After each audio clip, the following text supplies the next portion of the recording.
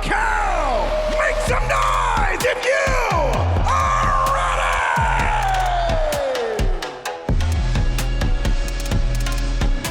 Here's the crazy thing. Her parents, they don't know that she's a professional fighter. They don't even know that she's competing They tonight. don't know she's here. Oh! Massive head kick! She's out! Xi Ming with a huge knockout! I think I'm going to be a dangerous girl in the future, and good luck to my next opponent.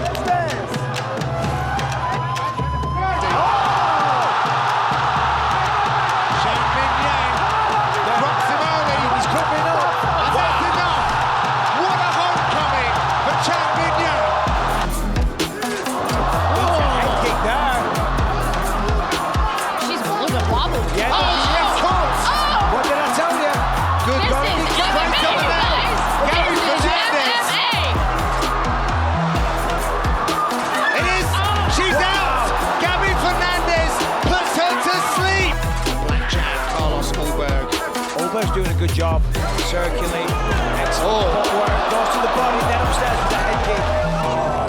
Rips to the body. Then comes upstairs and a head kick of his own. Bell to bell action. Oh, lovely 1-2. Yeah.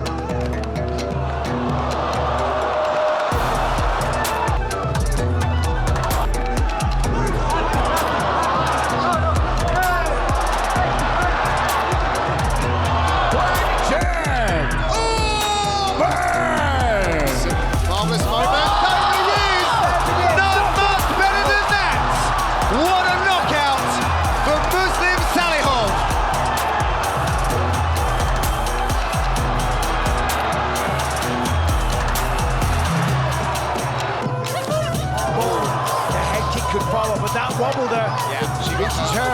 She's got to keep her girl. Oh, wow. What a turn of fortune. This is exactly where Tabitha Risha wants to be.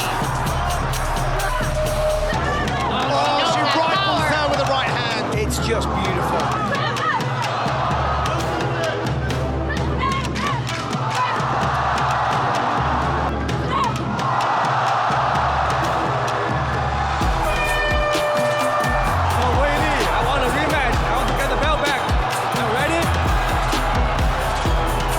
Let's now if you want.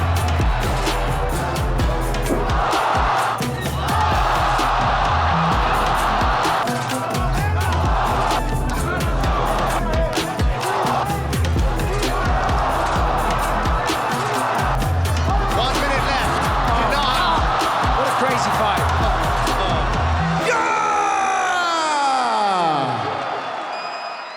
Kia ora e te iwi, no mai hara mai ki UFC on Sky, ko Ravinda Hunia tōku ingoa. You have just been watching highlights from UFC Macau, where light heavyweight Carlos Ulberg got the win over Volkan Oezdemir via decision, and here to break it down with me today is my co-host Dan Hooker. Kia ora e hoa. Yeah, thanks.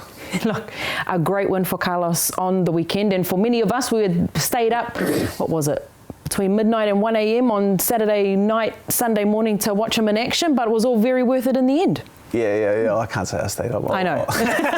You don't need to tell me that. I just don't check my phone and watch it in the morning. I was just like, please watch it. Yeah. It's fighting for my life. Yeah, but that makes it 7 in a row for Carlos, and that's kind of just what happens. Like a dominant victory. You know, it took the first round to kind of figure him out, start to land his shots and break him down, and I think it was pretty smooth sailing in the second and third. Yeah, I think on two of the judges' scorecards, he won every round, and then one judge gave Oezdemir the first round. So yeah, pretty clear victory, and that's like, I think we're just so used to seeing Carlos Ulberg kind of blast guys out of the water in the first round that becomes like the level of expectation. But as you move yourself to the top echelon of the division, like Oezdemir, I believe in 2018 fought for the light heavyweight title against Daniel Cormier. So this is a guy that's still in the top 10. 6 years later, been fighting at the top of the light heavyweight division for just like a long period of time.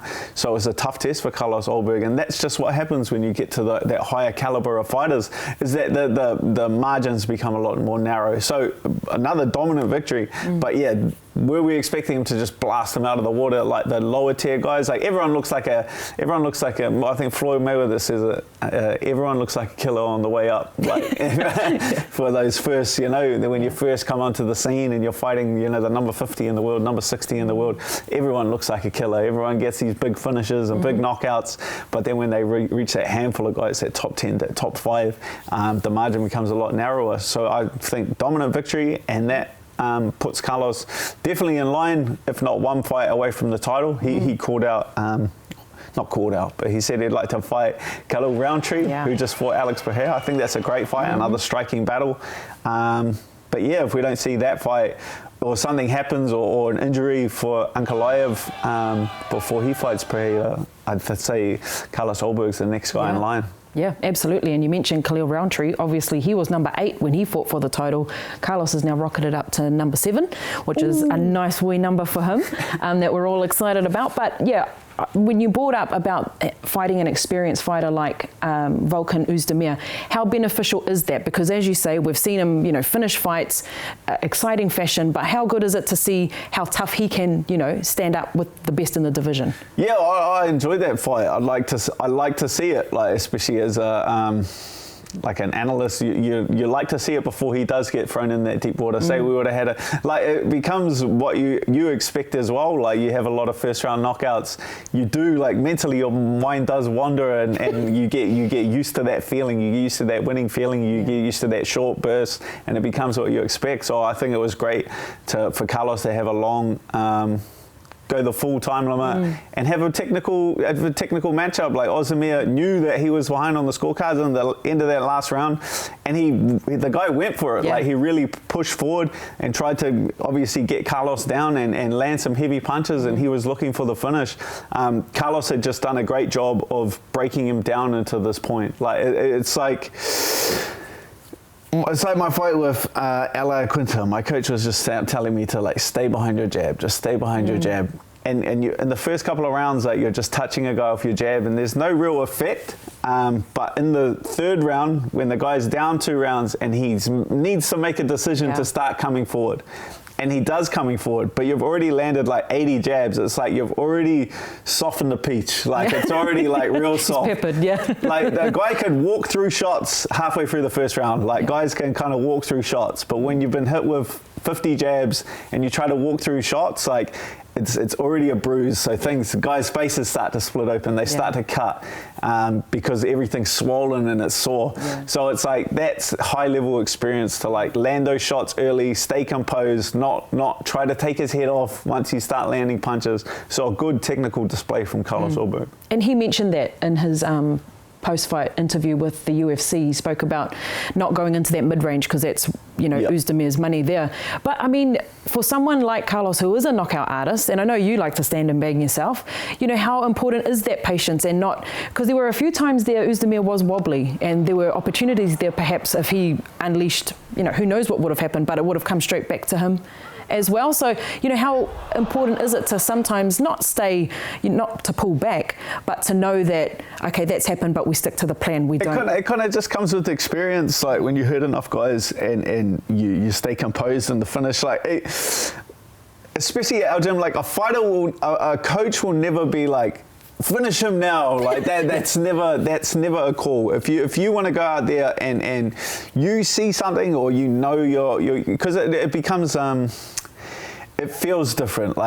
Guys feel different, and there's so much small detail. When you're actually out there, it's when I fought Gilbert Burns, I landed a right hand, and he got back up, and I was he didn't look like he was ready for the finish. And Gilbert's a super dangerous guy, but he was landing shots, and I could feel that he was on ice skates. His feet weren't planted. It was trying to punch someone and you're standing on rollerblades. They punch, but you could feel he wasn't down to the ground. So then I was able to kind of use instinct to get in there, and I was I could feel he's on ice skates. I think if I just get in the pocket and bang with him, I'll be able to get him out of there. So your coaches will never be now look for the finish. That is on the fighter. So Carlos, like, he did hurt him, but he must have seen some small, subtle details that Ozdemir was still dangerous, and it wasn't really time to look for that finish just yet. Yeah, very well played by Carlos. And congratulations, Carlos Ulberg. We can't wait to see what's going to happen in the future. You're saying Khalil Roundtree is a very viable opponent, but anyone up there at the moment, I think we got Yuri Prohaska. He's got a fight coming up against Jamal Hill that's been announced for UFC 311, which, you know, that could possibly be a next opponent, however that fight goes for Carlos, possibly. Or, as you say, straight up to the top against Alex Pereira, which Carlos said on the show last week, which is very exciting. Yeah, no, definitely. He's really, you're like, the quickest way to the title is through the last guy that fought for the title. Yeah. Like that. Yeah. Like what Kai did, right? What Steve said. Yeah, that's traditionally. If you beat the last guy that fought for the title, that means that you're next in line for the title, like traditionally. So it's a great avenue and a very smart call out for Carlos. Absolutely. And again, congratulations. Just staying on, we're staying on the topic of Carlos Ulberg, but title fights. CKB 2025 for me, there are so many possibilities for title fights in 2025. You're included in this pool. It's you, it's Kai, it's Carlos, and don't forget Israel Adesanya is still number 2 in the middleweight division, which means 2025 could potentially be a very, very golden year. Yeah, you know what I mean? No other gym is doing that, by the way. So big ups to City Kickboxing on that front. But, you know, going into 2025 is a huge year for City Kickboxing. Yeah, just a credit to like our coaching team and our management by picking the right. Like we've learned from that experience. Like pick the right fights at the right time. Like you have to be smart about it. Like I've had to learn the hard way that just going out there and trying to prove you're the toughest and taking on any comers at all times. We believe you. It's dumb. Like I know it's dumb. Like you look at anyone holding a belt, and they just pick the right fights at the right time. So just putting that trust in our coaching team and our management team to pick the right fights at the right time is truly paying dividends. Yeah, absolutely. Just the thought of that is just really exciting for you guys, obviously, but for New Zealand MMA in general. You know, it's been for the longest time Israel Adesanya fighting for these titles and Alexander Volkanovski as well. But now there's the potential there for you guys. You guys aren't fighting for fights anymore. You guys are fighting for titles. And it does come in waves. I believe like the first 6 months of this year we had one UFC fight. Yeah. Like New Zealand was quite quiet. We were dying for it. Like we were starved. But yeah, it all come. And then but this year we're looking at maybe potentially having 4 title fights from the gym. So that it just comes, everything comes in waves. So like, and it just comes down to timing and pulling the trigger at the right time and being patient about it. Like we had a big year the year before, but then to the first 6 months, absolutely nothing. Like I think Carlos Ulberg, I think there was 12 seconds of fighting for City Kickboxing in the first 6 months of this year. So it's just, an incredible position to be in. Yeah, absolutely. And then, as you say, you, Kai, and Carlos then come out and get the win. So the break was well played. Well played, team. Well played, yes. But yeah, 2025 fun. We've only got 2 cards left for the year, so 2025 is not too far away.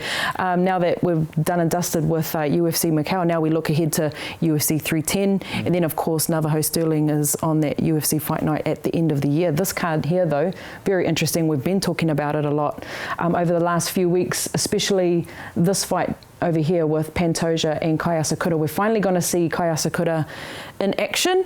How do you see these 2 fights going? Well, yeah, that's the beauty of Asakura is like he's adding excitement to the flyweight division. It's something new. We haven't seen him compete against anyone in the top 10 yet. So to throw him right in the mix at the top is really just a wild card in the division. I feel like New Zealand's eyes will be so close on that flyweight championship because Kai is sitting there as the guy that's next in line to fight for the flyweight title. So it's like who we're going to be watching closely, having a look, studying, breaking them down, seeing how they go, seeing the weaknesses. So that's a big fight for New Zealand. And these are my favorites. Shovkat versus Ian Gary. These are my favorite ones where somebody's always got to go. Yep. That's the best. Incredible. I've seen because they've obviously trained together in the past. We've been able to watch sparring footage with from me looking at it. I feel like Shovkat was the more composed fighter and landing the better shots. So, yeah, that's an incredible, because obviously Ian Gary's made some big changes since then, moving to shooter box, moving to Brazil, training with Charles Oliveira's team. So, yeah, some big changes for him and some improvements in his style. I've definitely seen him change stylistically in his last couple of fights, so he's added new feathers to his cap, which would be great if you've just only recently been training with a guy a couple of years ago. So yeah, that's an exciting fight. Absolutely is, and of course that's the welterweight division, and I just mentioned UFC in Tampa that Navajo Sterling will be on. That's going to be headlined by Colby Covington and Joaquin Buckley, so the welterweight division's getting a little busy at the moment. Of course Bilal was supposed to be on this fight with Shavkat, but that wasn't to be. But the welterweight division up in arms at the moment, so it's pretty good to see, and Colby Covington coming back. Great. I guess, yeah, great. I think I got more wins at welterweight than he does. I think I do too. We're going to take a little left turn, Dan, because you've been a bit busy at the gym this week. Bit of a pivot. That's correct. We were on Instagram the other day, and we see that all these people yelling and screaming at the gates of City Kickboxing, and I'm wondering what the heck is going on. And there happened to be a world famous YouTuber, if not the best in the world, that I only learnt from my daughter. ISHOWSPEED was in the gym, and of course has been doing the tour of New Zealand at the moment, but you were in the octagon with him when he came to City Kickboxing. So let's start with how this YouTube streaming superstar even walked into City Kickboxing. Yeah, I don't know. Aaron was Aaron kind of teed it up with Ra Nelson. He runs he was like running all this Speed's PR for the day. So Speed's like just a world, like probably like the top 2 or 3 streamers in the world, and this is called like IRL streaming, which is they follow them around with a camera for like the whole day. He'll do like an 8-hour straight stream where he's just getting videoed and just talking and interacting the whole day. Action-packed day for this guy. I think he came from the Breakers, went to the Breakers, the Auckland FC, then he came to City Kickboxing, and then after City Kickboxing he went to the Warriors. So he's like, the amount of energy on this kid is incredible, and I wasn't even expecting, like, we didn't expect it to go down like this.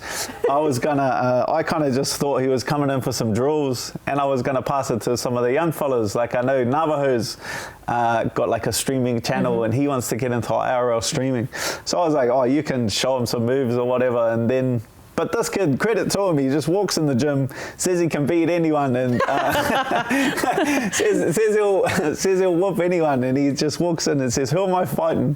He says, who am I fighting? So who I'm fighting today? I said, all right, I'll chuck him in there with a couple of the young fellas, hit him in there with a young fella, and he goes, nah, I just wanna fight Dan. So Fight Dan, bro. Where? Right there.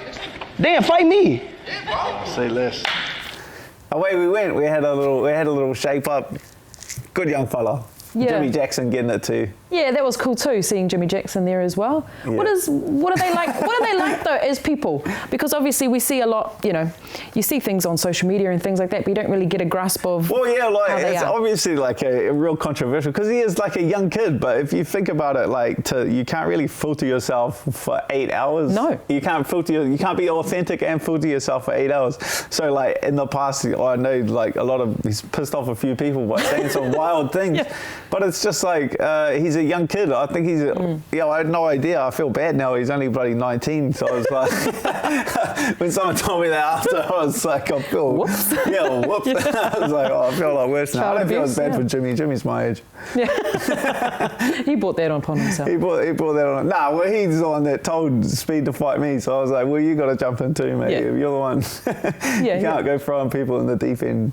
No, fair enough. But yeah, But he did the same thing. He went to the Warriors after this, and he gets to the Warriors, and they were like, "Oh, we'll do some drills," and he's like, "I want to play rugby." Like, I want to play. Next thing, he's like running it straight at some of the Warriors players. So yeah, mad young fella. Like, credit to him, and obviously big for New Zealand. There was hundreds of kids like following him around all day. Just it was like pretty much like a convoy. Like his band came in, and they had to shut the gates, and then you blink, and the next thing there's like hundreds of kids. Wow. They were climbing the trees outside the gym. They were barking from the trees. They were throwing ice creams over the signature bark, I hear. You've told me. There's a kid covered in peanut butter. Like you walk, I haven't seen anything like it. But yeah, it's just that generation where it's just like high energy, fast paced. Next. Just they're out there creating content all day. Yeah, well, because I saw that had happened at the gym, I was like, oh, I'll look him up and have a look at a few of his videos. And he was down in Rotorua doing the, the zorbs and all those sorts of things. And I found it quite entertaining myself. I was like, okay, I get why this is, interesting. And then I go on and to have a look at his followers and see why he's such a big deal. Instagram followers, 26.8 million. I mean, those are, Kardashian numbers. Triple the Kardashian numbers. ISHOWSPEED live stream with Dan Hooker, 1.9 million views. And then your YouTube clip was cut, and that alone, 342Ks. After everyone had already seen it, another 342,000 views. Does this bump up your numbers at all? Yeah. How's your Instagram looking? Yeah. She's moving. She's moving. Yeah, well, like the silly Instagram numbers don't really. This is not something you really think about. So you just do things and people kind of gravitate. But like for me, it's not even like social media and Instagram. For me, it's like real life interactions. And a funny one. I was at my daughter's athletics. My daughter's just turned 6. And so they were like doing like a little athletics day, and there were some of the older girls from the school, maybe like 9 years old, 10 years old, if you're lucky, helping out, like setting up the athletics day. But then when the 9-year-old girls start coming up and, can you sign my drink bottle? And I'm going, whoa, this is a new. I don't usually get 9-year-old girls. You've heard a new demographic. I've heard a new demographic. I don't really have 9-year-old girl UFC fans very often, but because they seen you in the clips interacting with Speed, then I'm the hot new thing at the primary school. Amazing. But Dad's cool. Dad's cool. Dad's not cool yet. Yeah, man, he's all right. He's okay. Dad's not cool just yet. It's cool. It's cool getting more people's eyes to follow our sport, which is incredible. One final corridor before we go. Obviously, there's no UFC this week, so we're bringing up some talking points that we want. Wasting time. So we're just on to the next talking point. But UFC 312, obviously that's at the beginning of February next year. No title has been announced for it to be fought on it. Obviously, if it's a pay-per-view, there's a title card on it. Sydney. Oh, yeah. Yeah, so nothing has been announced. There have been, like the likes of Jimmy Crute has been announced, which is a cool name to get onto a Sydney card. But have we got any word or whispers or feelings of who may headline UFC 312? No one knows, eh? Yeah. No one knows. No. I'm sure I might do some digging after this. Okay, good. I've kind of just been, because my wife's due on the 10th and the fight's on the 9th, so I've kind of just like blacked that. The calendar is. Out and we need to get all this corridor out now. Then don't want to get jealous, but I'll go do some digging. But yeah, no one knows. I know people have spoken to Driscoll, so he's got, because people are expecting the middleweight title to be on the line.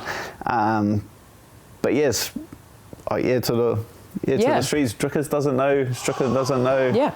So no one knows. No. Volk's come out and said that he's not fighting Diego on that card for an interim title.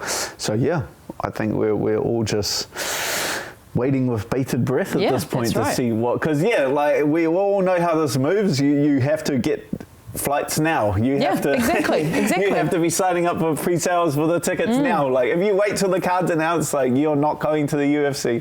But there's one thing that the UFC always do, it comes through. Like when push comes to shove, they can make something happen in the shortest amount of time. So I wouldn't stress out too much. Keep your eyes right here, Whānau, because Dan is going to be doing the digging, apparently. And I'm getting a shovel out. We'll know soon enough. Or we'll try making our own guesses. Go have a sniff. Yeah, go have a sniff. Go have a little chin wag to the powers that be. But thank you so much for joining me, as always, Dan, and congratulations on having cool street cred at your daughter's school now. Moving up in the world. And whānau, you can catch UFC 312 right here, obviously, on Sky Arena or Sky Sport now, but you can head over to Sportnet Holidays for UFC packages if you're wishing to get over there to watch the fights live. You can also go to ufc.com/Sydney for all of those details. Also, we want to make a mention for our local fight scene, King in the Ring 8-man, the cruiserweights are in action this Saturday. Don't miss it. Buy your tickets now. It's better to buy the tickets, get down there and support your local so we can ensure a great, bright future for these local cards. So Event Finder Stadium this Saturday night. Don't miss that. Hei kōna mai.